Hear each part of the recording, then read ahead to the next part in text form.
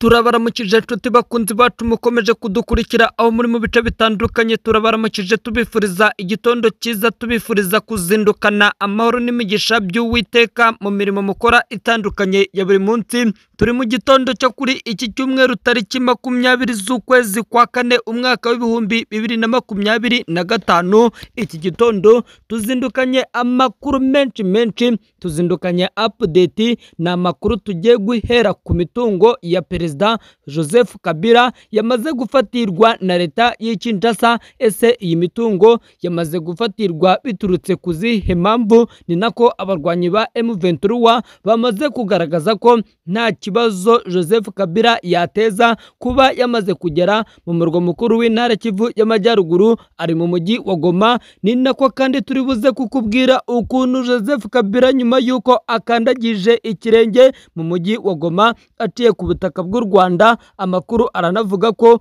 Moise Katumbi nawe agiye kugera i Goma aciye ku butaka bw'u Rwanda. Ese niki kiri buze gukurikiraho? Turaza kukubwira abasirikare benshi b'abarundi barimo koherezwa umunsi ku munsi. Ni nako za batayo ebyiri z'abasirikare b'Ububirigi bari mu gace ka Kindu muri teritwari ya Mainema, nabo ndaza kukubwira ibyo barimo gutegura. Aya ni amakuru ngiye kukuramburira. Wowe icyo nkusaba ni ukujya munsi ya video ugakanda ku ijambo subscribe, like, share ndetse na comment, ubundi amakuru yacu ukayakurikirana 5 kuri 5 nkuko nebasezeranyije. Aha niho honyine ugomba gukura amakuru y'ukuri akomeje kuvugwa hirya no hino. Noneho akaga kamaze gutera muri guverinoma ya Repubulika ya Demokarasi ya Kongo. Ubu ubutabera bwa Kongo bwategetse ko hafatirwa imitungo yose igatezwa cyamunara. Ni imitungo y'uwahoze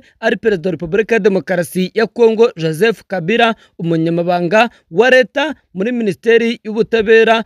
Akaba yagaragaje ko ibi byo kuba iyi mitungo igiye gufatirwa ari ikimenyetso kigaragaza ko leta y'Kinshasa idashyigikiye habe namba inyeshyamba z'umutwe wa M23. Amakuru yitabwa muri yombi rya Joseph Kabila agiye amenyekana hirya no hino, yagiye yumvikana mu bice bitandukanye. Gusa ubu byamaze kumenyekana ko uyu wahoze ayoboye iki gihugu yamaze kugera mu mujyi wa Goma aturutse mu buhungiro mu gihugu cya Afurika y'Epfo. Byongeyeho kandi amakuru aranagaragaza ko Joseph Kabila kugera ku butaka bwa Kongo akaza kwiyunga na M23 bigiye gushyira igitutu gikomeye cyane ku butegetsi bwa Perezida Felix Antoine Tshisekedi, wamaje kugaragaza ko atazigera agirana ibiganiro n'izi nyeshyamba z'umutwe wa M23. Kugera ahangaha kwa M23 byamaze kugaragaza ko nta kibazo biteje kuba Joseph Kabila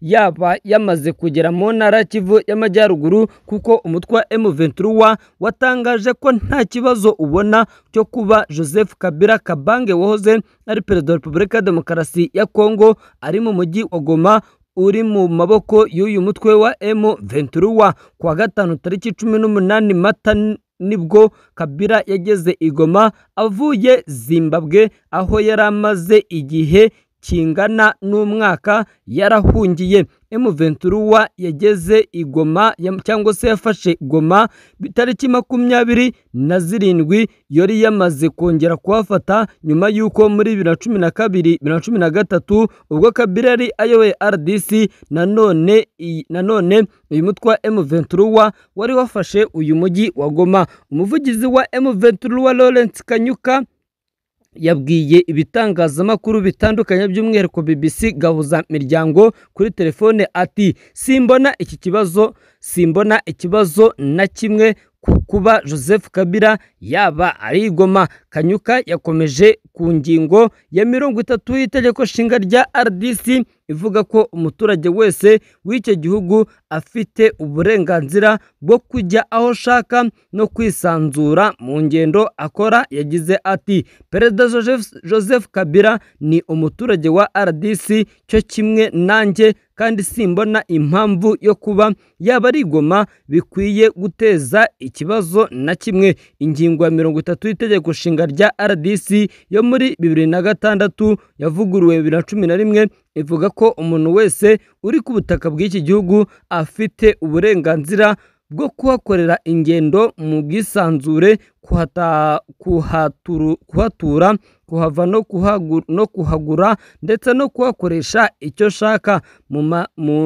Nta munyekongo n'umwe ushobora kwirukanwa ku butaka bwa Repubulika ya Demokarasi ya Kongo, guhatirwa guhunga no guhatirwa gutura ahatari hamewe. Kinshasa ishinja Kabila wamaze imyaka 18 ku butegetsi, wasimbuwe na Perezida Felix Antoine Tshisekedi muri 2019. Amatora yaranzwemo n'uburiganya ndetse yaranzwemo n'akaturuvaye kuba ariwe urimo gutera inkunga aba barwanyi ba M23. RDC yongeye gushimangira ibirego byayo kuri Kabila biciye mu muvugizi wa guverinoma wayo Patrick Muyaya, wavuze ko Kabila ari igoma, bishimangira ko ari umwanzi w'igihugu ndetse ariwe urimo uragambanira igihugu gikomeje kwisanga mu kaga gakomeye cyane. Ibi kandi bishyizwe ahagaragara nyuma y'uko Joseph Kabila hari yashize igihe kirekire akomeje kugenda avugwaho ibintu bigiye bitandukanye. Tukiri ku makuru akomeje kuvugwa hirya no hino, reka tugaruke ku nkuru iteye ubwoba, inkuru yashyizwe ahagaragara na Minisitiri w'ububanyi n'amahanga wa RDC uyu ni Thierry Kayikwamba, aho yagize ati jenoside yakorewe abahutu u Burundi bwanyomoje. Minisitiri Kayikwamba wa RDC u Burundi buciye muri ambasaderi yayo Ngoga Frederic usanzwe ari umujyanama mukuru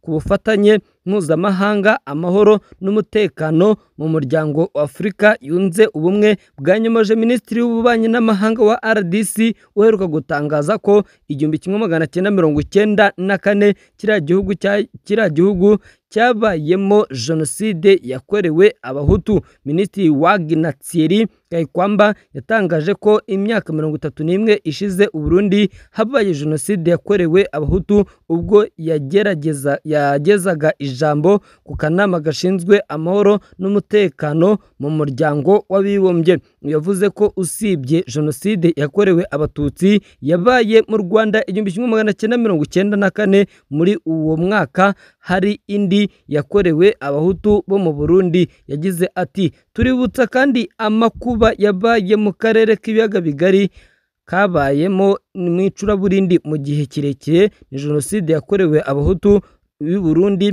1994 yakozwe bucece, itwara ubuzima bw'ibihumbi by'abasivile. Kayikwamba yavuze ko RDC ishyigikiye u Burundi bukomeje gukoresha imbaraga kugira ngo umuryango w'abibumbye wemere iyi jenoside. Kayikwamba yavuze ko 1994 u Burundi habaye jenoside, mu gihe jenoside rukumbi izwi ku isi yabayeho muri uwo mwaka ari iyakorewe abatutsi mu Rwanda 1994. Ambasaderi Ngoga abinyujije ku rubuga rwe rwa X yasabye Minisitiri Kayikwamba kuvuguruza ibyo yatangaje, kuko u Burundi nta jenoside yakorewe abahutu yigeze ikorerwa mu gihugu cye. Yagize ati mushiki wanjye Thierry Kayikwamba Wagner, ibisi ukuri perezida wacu muri icyo gihe yari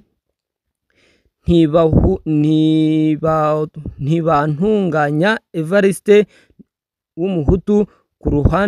Ku ruhande usome raporo ya Loni, nta jenoside yigeze ikorerwa abaturage bacu b'abahutu bo mu Burundi muri icyo gihe. Uyu mudiplomate yagaragaje ko ibyavuzwe n'umukuru wa diplomasi ya Kinshasa bishobora gutuma abarundi basubiranamo, amusaba kwivuguruza agahindura imvugo yatangaje. Reka mbashimire inshuti bakunzi bacu mukomeje kudutega yombi, mbifurize kuzindukana amahoro y'Imana. Nkusaba wowe dukurikiye bwa mbere gukanda like, share ndetse na comment, amakuru yacu ukayakurikira 5 kuri 5.